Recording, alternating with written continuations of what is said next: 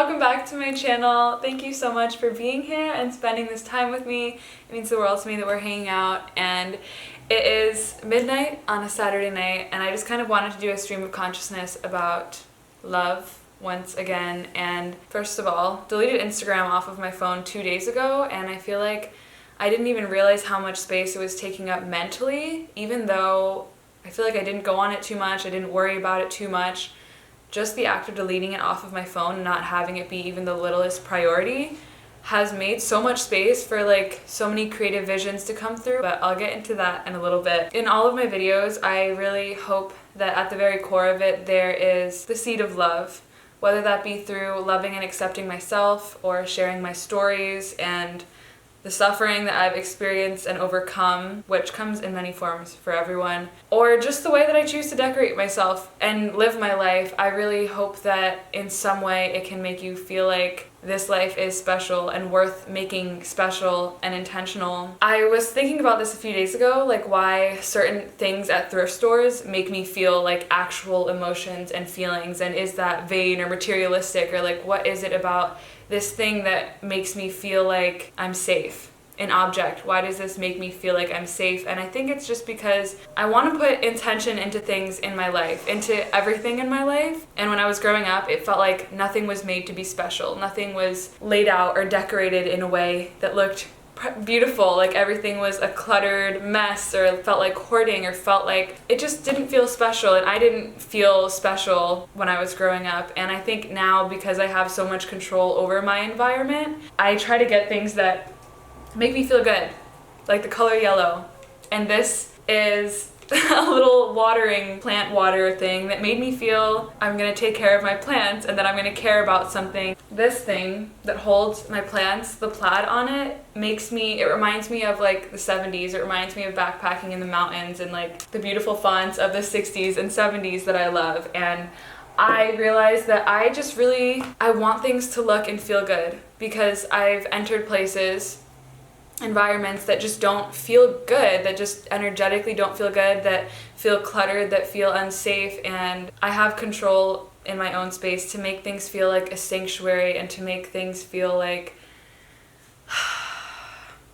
that, like an exhale, like you can release and be okay here. And so that's just kind of what I like to do, and why certain things like really jump out to me at a thrift store, like little trinkets, and I just get really excited, and it means something very deep to me, which is surprising because I always feel like, why care about materialistic items? Like, we don't need those. Everything comes from within, which I do agree with, but I was just, I guess, pondering this like inner feeling that I got from something outside of myself. Anyways, so I feel like even in my haul videos, I hope that that could potentially inspire you to decorate your life in a way that feels magical, or whatever you want it to feel like, and really create the world that you want to see around yourself in your room.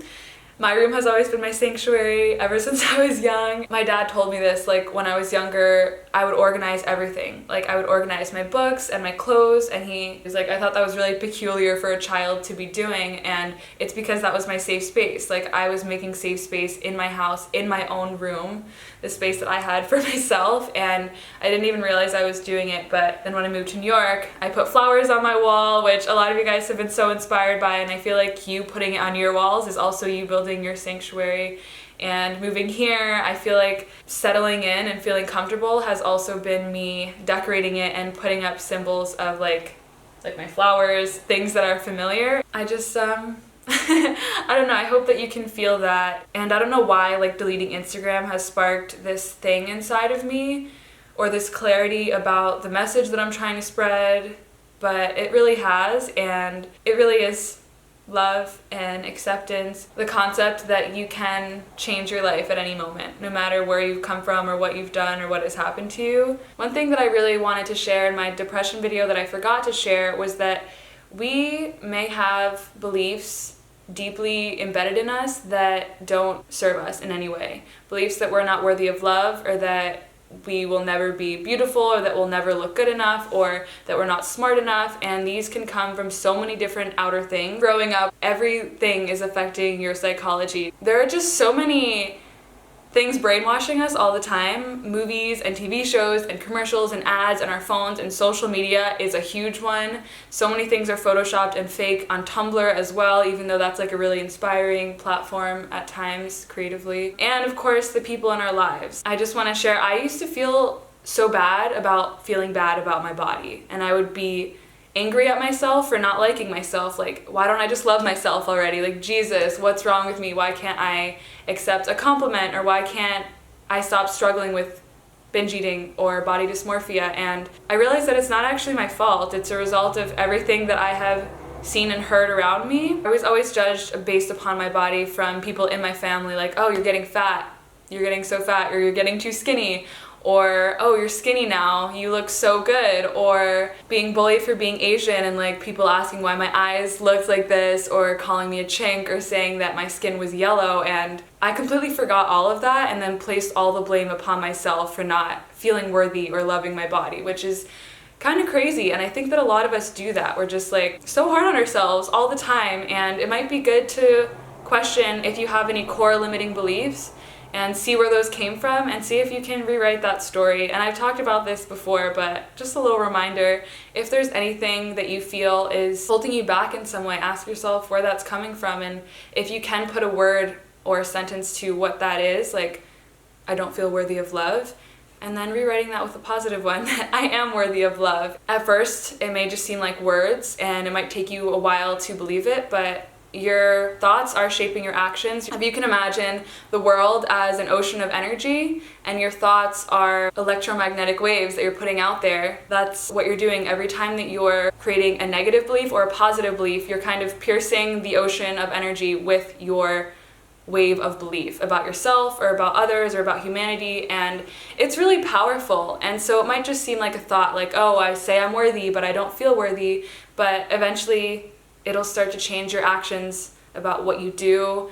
how you treat yourself, or maybe how you treat others, and eventually can really change your life. Just take a little gander at your core limiting beliefs, or the ones that you feel good about, and take note of those. I just recently have been having revelations about that. Like, oh yeah, like I was bullied, people were always talking about my body or slut shaming me or doing this or that, and it makes sense why I would question the way that I look or my worth, or not feel comfortable in my body because of all of these things. Yeah, another thing, I saw the Will You Be My Neighbor movie tonight, and he said so many things, Fred Rogers, that really resonated with me. I mean, I cried when I watched the trailer for this movie, so you know I was crying during the movie. He said, trying to make someone believe that they are less than what they are is one of the worst kinds of evil. This is me paraphrasing, so I don't know if that's exactly what he said.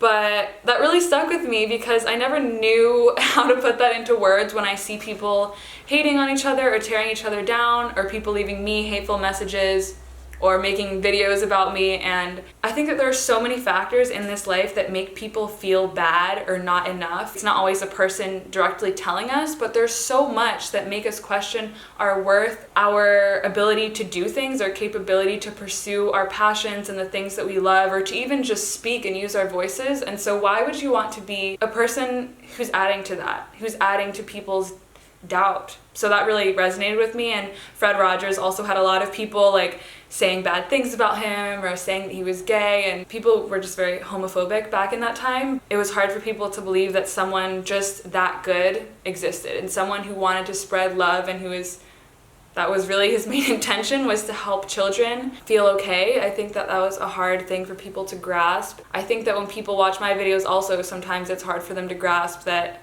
I am extremely grateful, or that, I don't know, some people just think that it's a facade or a persona, but it's just who I am. And I think that because of the darkness that I experienced, that I appreciate the light so much, but I also honor the darkness for how it made me appreciate the light. I feel like I, for a while, have never been truly proud of my YouTube videos, although I have been vulnerable and have made some short films and have spoken my truth and affected so many people. That's so incredible. But there's part of me that always felt that I wasn't reaching my true potential, or that like literally anyone could do what I'm doing, even though I have like certain messages that maybe not everyone could share. But I just always felt that way, and I realized that there's so much more that I want to do with video and with film that I never felt like I could do. I always felt like my visions were too grand to actually carry out, and lately I've just been like, wait, not everyone gets these visions, not everyone gets these impulses, not everyone sees the world through a camera lens, which I just see things in my life as a part in a movie. I see the angle, I see the camera, I see how it would fade in, I see the coloring, I see the shots, and it's like I've had that eye since I was really young, and I've always just ignored it because I thought everyone is creative, everyone has creative visions, why are mine special? And I don't know why, like literally deleting Instagram has really just made me feel so much more sure of myself and makes me really want to honor what I see as my potential, my full potential. And so I've just been writing little scripts for this huge project that I've been working on, just like these little trailers for it, and that has been so exciting. I think I also just have friends in New York that I could cast and people who would be interested and who I feel comfortable with working with. Yeah, I wrote this thing. I understand why artists are a little bit crazy sometimes. They are trying to communicate emotions or moods or messages into something other than words. They are communicating concepts with sound or color or movement, a language sometimes completely made up by the artist and yet urged to be understood by the viewer. Which is why, to best serve your creative vision to its highest, you can't think about how it will be received. You have to create completely based on your present feeling. Creating is a feeling. Creation doesn't involve the mind directly, only as a tool to carry out the vision, but the vision is an intuition, is an is-ness deep inside, and to put that feeling into words is to lose it in translation. My friend Maya told me this thing that she wanted to create without any expectation. She wanted to create for herself without any viewer. She wanted to create so that she could see what was possible, you know, with no judgment, no expectation. How far can she go? You know, how deep can she create? How endless and limitless could her palette be? And that just really stuck with me, and that's why I wrote that down, because I think that's when the best creation comes about. And I've been thinking that and channeling it into my writing, and it's just been like so exciting and so freeing and liberating to not even think about how this creation will be consumed, but just to do it because it's the feeling, it's the direct feeling that I feel inside that I'm molding in my hands with a pen or with a camera, and it's just really exciting. And I don't know, I've been really inspired by films lately, very deeply inspired, and I'm just excited. I think that's like a core belief that I'm rewriting, that I am capable of pursuing my creative visions and doing it in a way that is authentic and feels good. I just wanted to make this video and share my thoughts in the present moment. I feel like I haven't done a really authentic, open chat with you guys in a while. I feel like every month I just like want to make a video about love and how it is relevant in my life and in my mind, because it's really important. And this movie that stars Fred Rogers, it's like a little mini documentary about his life called Won't You Be My Neighbor? I'm sure that a lot of you guys have watched that show.